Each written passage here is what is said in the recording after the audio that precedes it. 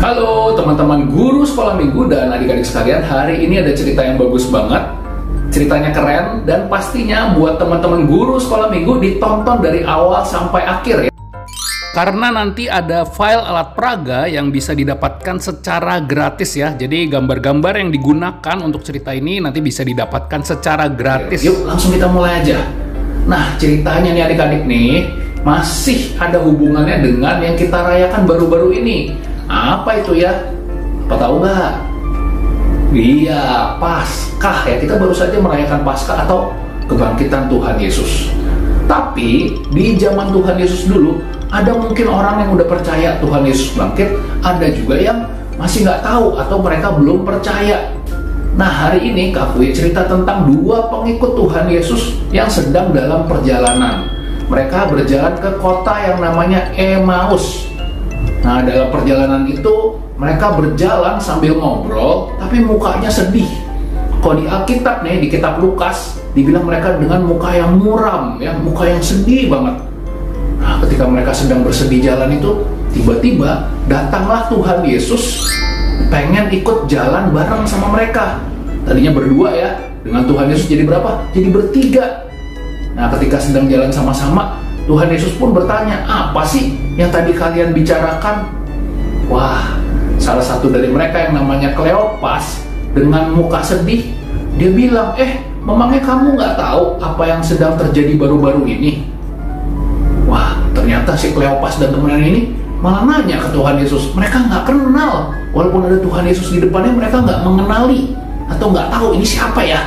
Nggak tahu. Kenapa nggak tahu? Karena saking sedihnya mereka nggak tahu ya itu Tuhan Yesus. Lalu si Kleopas ini melanjutkan. Setelah dia nanya ya, ini orang tahu nggak sih apa yang terjadi? Dia lanjutkan, dia bilang, baru-baru ini yang terjadi itu adalah ada seseorang nih bernama Yesus.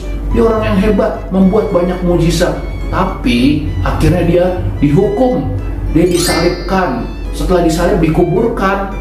Dan setelah dikuburkan, ketika perempuan-perempuan mau lihat nih kuburannya, ternyata kuburannya itu sudah terbuka dan di situ nggak ketemu tuh yang namanya Yesus, nggak ada di dalam kuburan itu, udah hilang, udah nggak ada.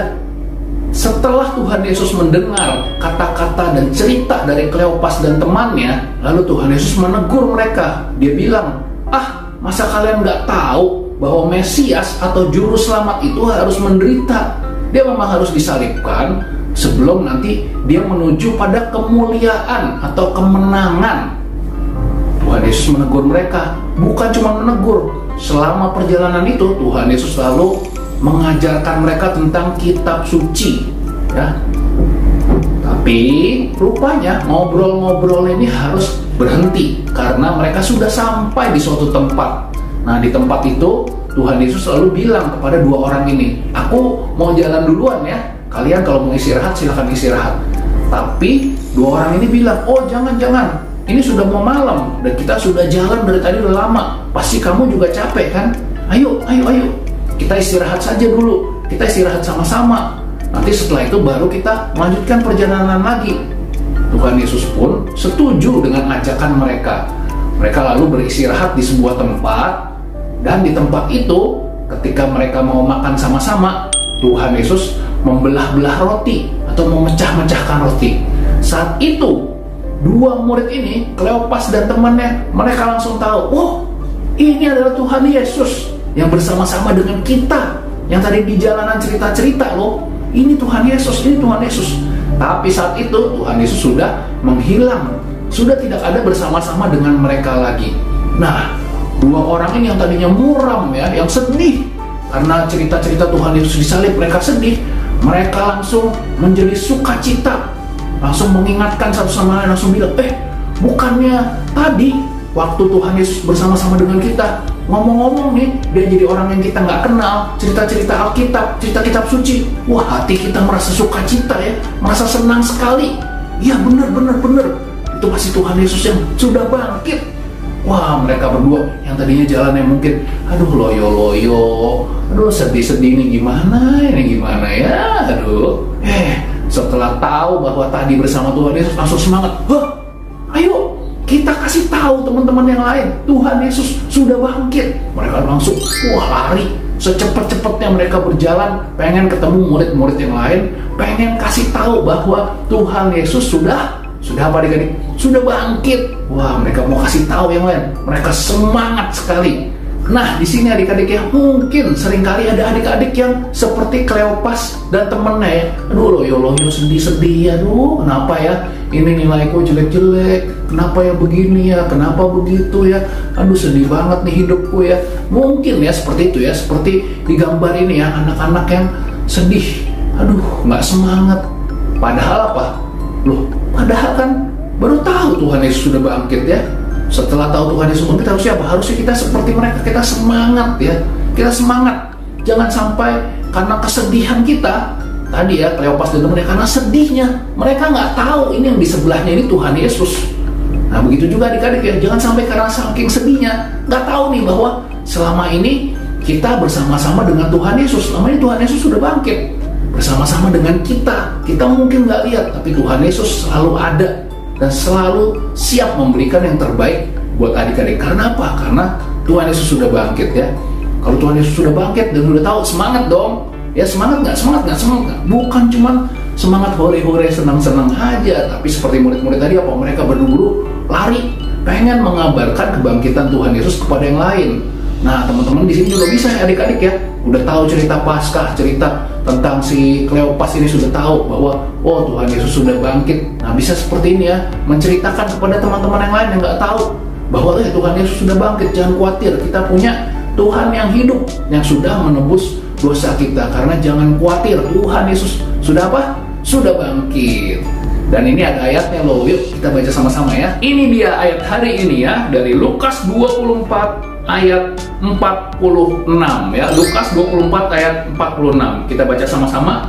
Katanya kepada mereka, ada tertulis demikian, Mesias harus menderita dan bangkit dari antara orang mati pada hari ketiga. Artinya apa? Mesias artinya juru selamat kita. Tuhan Yesus memang harus menderita, disalibkan, tapi nggak berhenti di situ aja, karena dia sudah bangkit pada hari ketiga. Dan sampai saat ini kita yakin Tuhan Yesus bersama-sama dengan kita. Dan tentunya buat teman-teman guru sekolah minggu, gampang banget untuk dapetin alat peraganya.